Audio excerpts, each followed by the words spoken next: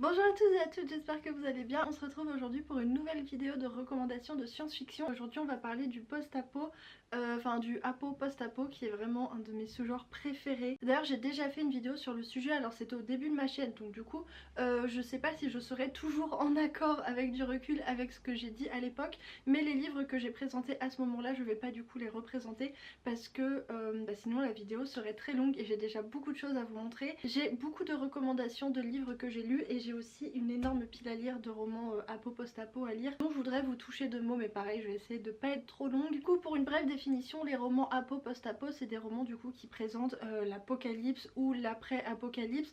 Donc du coup ça peut être une apocalypse climatique, économique, sociale, ça peut venir de plein de trucs, les hypothèses sont très nombreuses. Ça peut être une apocalypse zombie aussi, ça rentre dans les romans apocalyptiques. Ce qui va être caractéristique du coup des romans apo, c'est que du coup on va avoir une suite d'événements qui vont mener à l'effondrement de la société, à l'effondrement de la vie telle qu'on l'a connue. Et en général c'est accompagné de beaucoup de morts. Et les romans post-apo du coup on se situe après l'apocalypse. Et une des caractéristiques ça va souvent être que on va voir des sociétés ou des gens qui ont réussi à survivre du coup à l'apocalypse et qui se sont réorganisés en fonction des nouvelles données du monde. Donc s'il y a des zombies, s'il y a plus de ressources naturelles, s'il y a plus de société, machin et tout.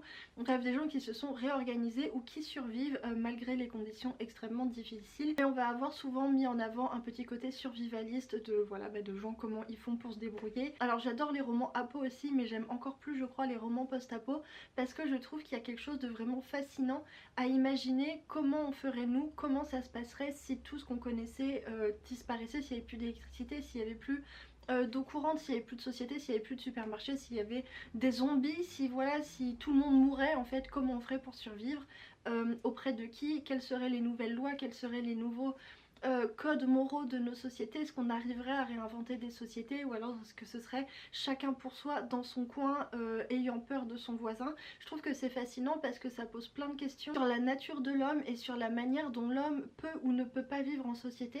Et assez souvent on va avoir ça va être il y a les deux faces de la même pièce, de soit le loup est un loup pour l'homme, soit l'homme est un animal social et du coup il a besoin des autres pour survivre. Et souvent on a un petit peu ces deux points de vue qui vont s'opposer et qui vont se contrarier dans les romans post-apo. Et je trouve ça passionnant, j'aime trop. Alors du coup on commence avec mes recommandations et on commence avec un de mes coups de cœur de cet été. C'est Celle qui a tous les dons de M.R. Carré, qui est du coup paru en grand format chez La Talente et en poche chez le livre de poche.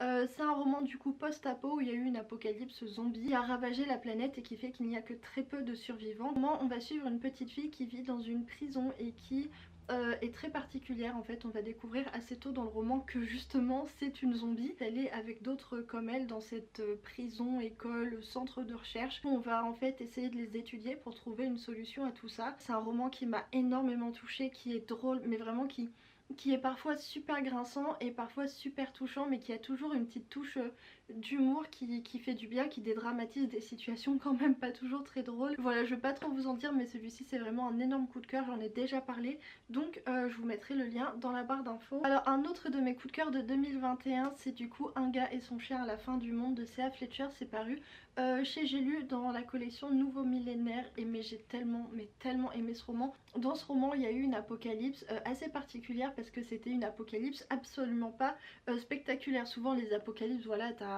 des zombies qui arrivent ou t'as, je sais pas, la terre qui se retourne et du coup voilà des tsunamis, ou alors il y a l'effondrement de la société et c'est la guerre civile et tout.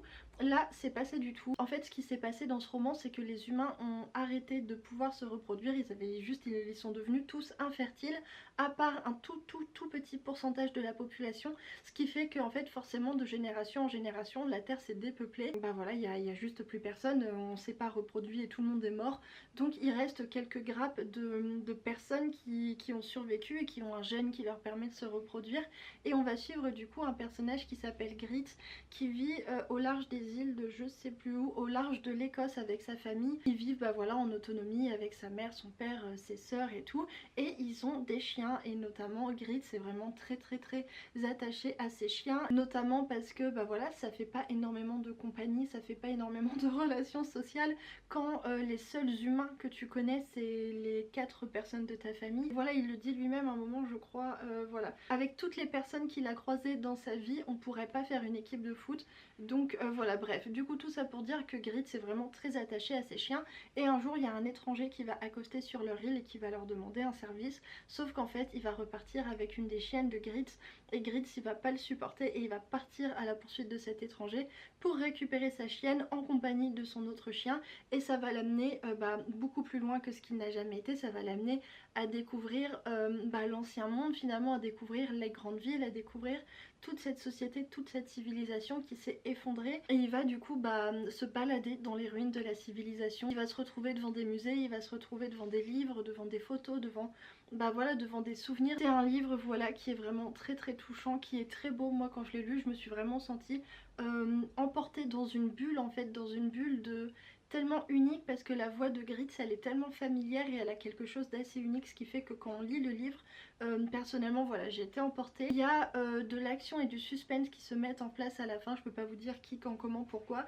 mais j'ai trouvé que cet aspect là était très intéressant aussi parce qu'il soulevait de nouvelles questions et c'était très chouette. Franchement c'est un coup de cœur, j'ai vraiment adoré celui-ci. Alors un livre maintenant pour lequel j'avais eu un avis plutôt mitigé, même plutôt très mitigé quand je l'avais lu sur le coup pardon, mais qui avec du recul me laisse quand même une impression très forte. Il s'agit du coup de La Comète de Claire Holroyd paru aux éditions Gallmeister. En gros des scientifiques vont se rendre compte qu'il y a une énorme comète qui se dirige droit vers la Terre et que si la comète heurte la Terre tout le monde va y passer, voilà, enfin bon bref, nouvelle ère glaciaire, tout le monde meurt, des tsunamis, des raz-de-marée, enfin bon bref, tout le monde meurt ou presque, en tout cas grosse catastrophe, donc il faut tout faire pour empêcher ça, sauf que on n'empêche pas si facilement une comète de s'écraser sur Terre et on va suivre du coup plusieurs personnages, notamment des chercheurs qui vont se retrouver à un endroit pour essayer de trouver des solutions et qui vont essayer, voilà bref, des chercheurs qui vont essayer de trouver une solution et d'autres personnages. D'ailleurs il y a 2 personnages, je me souviens plus de leur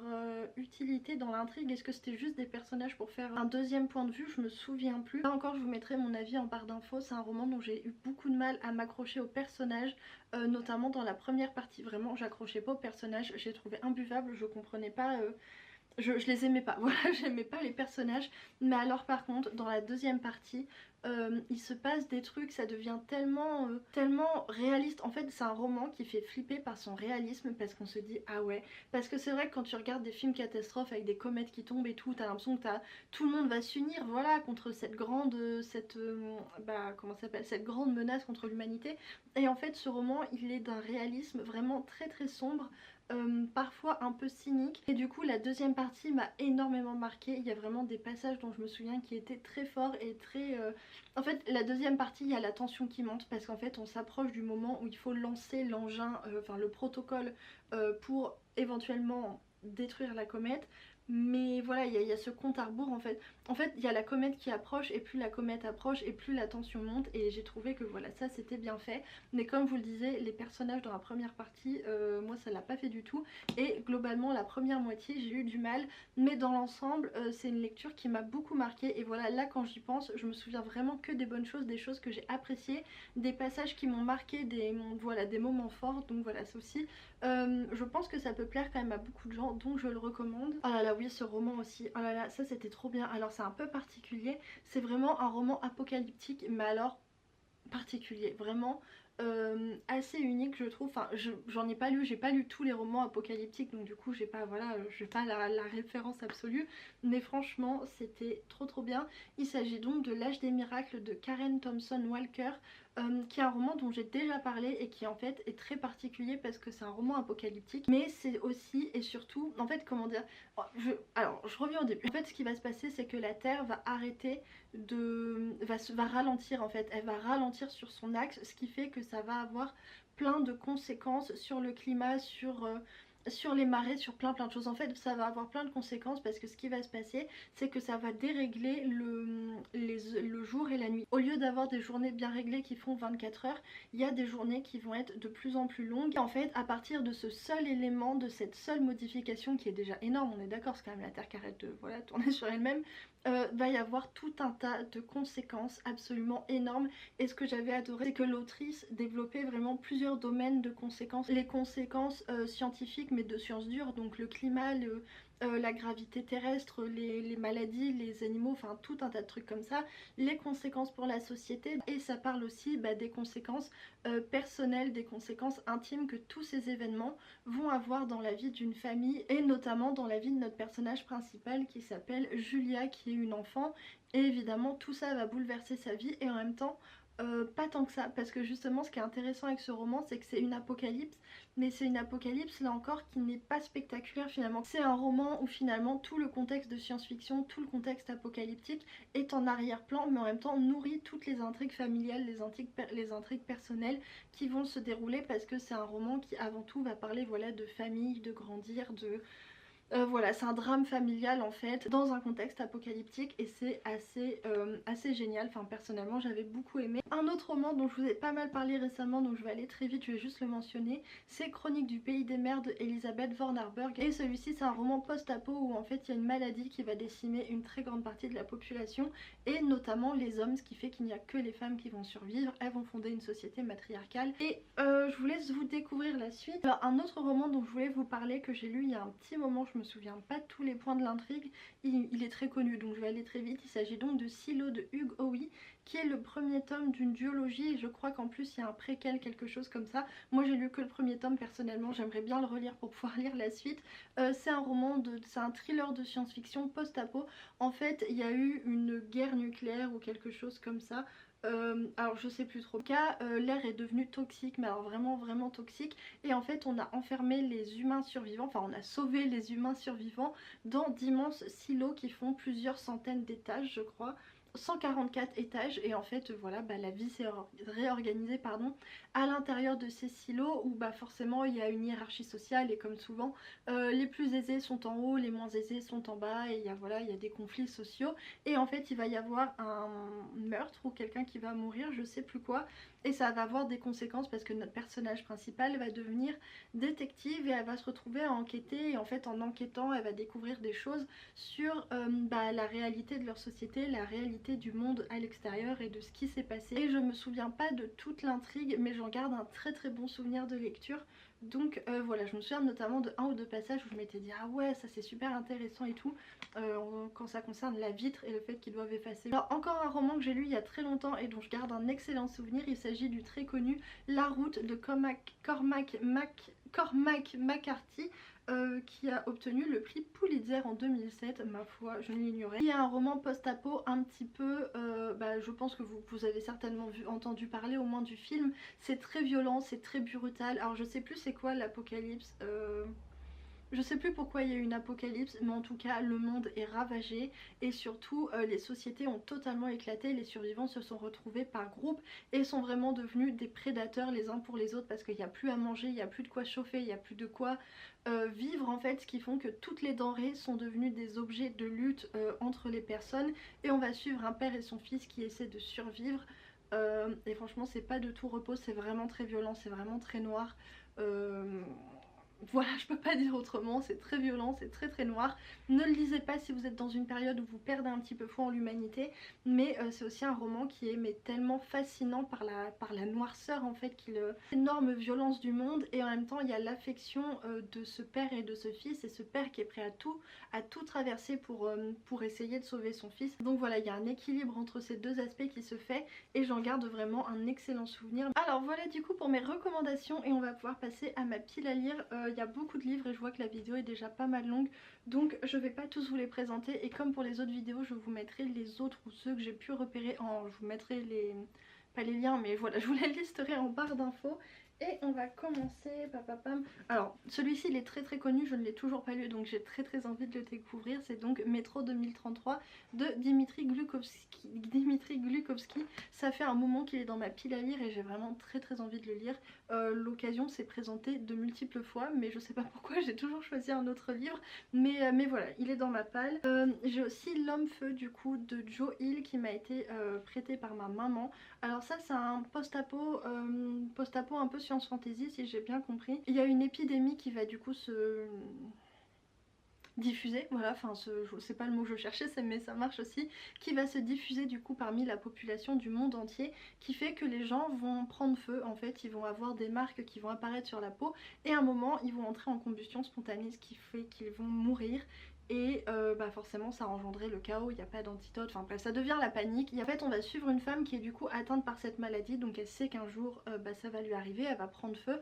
Et sauf qu'en fait elle est enceinte et donc du coup elle va essayer de sauver son bébé et pour ça elle va recourir au service de l'homme feu, qui est un homme qui aurait apparemment la capacité d'aspirer le feu et de faire des choses, bref de sauver les gens. Ça a l'air d'être pas mal du tout, ma mère l'a adoré, ça fait des mois et des mois, voire même ça fait des années qu'elle me tanne pour que je le lise, donc du coup j'aimerais beaucoup lire ça. Alors ensuite deux livres que j'ai présentés dans mon book haul, il y a du coup le livre de colis de M.R. Carré, auteur, attendez que je le rattrape ici, que Celle qui a tous les dons. Alors je suis pas sûre à 100% que ça soit un roman post-apo mais ça y ressemble quand même beaucoup. On dirait qu'en fait il s'est passé quelque chose, je ne sais pas quoi, qui aurait totalement changé la nature et la société et en fait les gens sont devenus obligés de se protéger de l'extérieur de la nature parce que je crois que c'est la nature qui est sauvage et qui fait des choses étrange. Et en fait on va suivre un jeune homme qui habite dans un village. Voilà, attendez, je vous lis le bout du résumé. Et au-delà des murs du village règne une nature sauvage qui n'est pas une façon de... ce qui n'est pas une façon de parler. Tout ce qui vit est dangereux, ce qu'on veut manger se défend et ce qui veut vous manger est innombrable. Machin.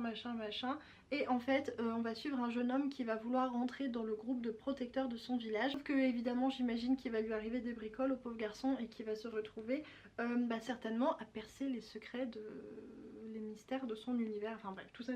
Ensuite, un roman que j'ai reçu en service presse des éditions Albin Michel Imaginaire, c'est du coup Afterland de Lauren Bucks, qui est un roman dans lequel les hommes sont morts, voilà. Ce qui fait que voilà, là encore la société a eu un gros changement et en fait c'est du coup maintenant une société matriarcale et les derniers garçons, les derniers hommes n'ont pas une vie très enviable parce que comme il n'y a plus qu'eux, ils sont souvent réduits à... Ils utilisent beaucoup comme reproducteurs un petit peu forcés, enfin bref c'est pas terrible pour eux. Et en fait on va suivre une mère qui va essayer de s'enfuir avec son enfant, qui veut rentrer en Afrique du Sud et en fait qui va devoir traverser les États-Unis pour pouvoir prendre un bateau, sauf qu'en fait elle est traquée et puis il y a des gens qui s'en prennent à son fils et elle veut sauver son fils et tout. Ça a l'air d'être pas mal du tout. Ensuite j'ai ces deux romans post-apo écrits par des auteurs français que je mets dans mes piles à lire très régulièrement et que je n'ai toujours pas lu.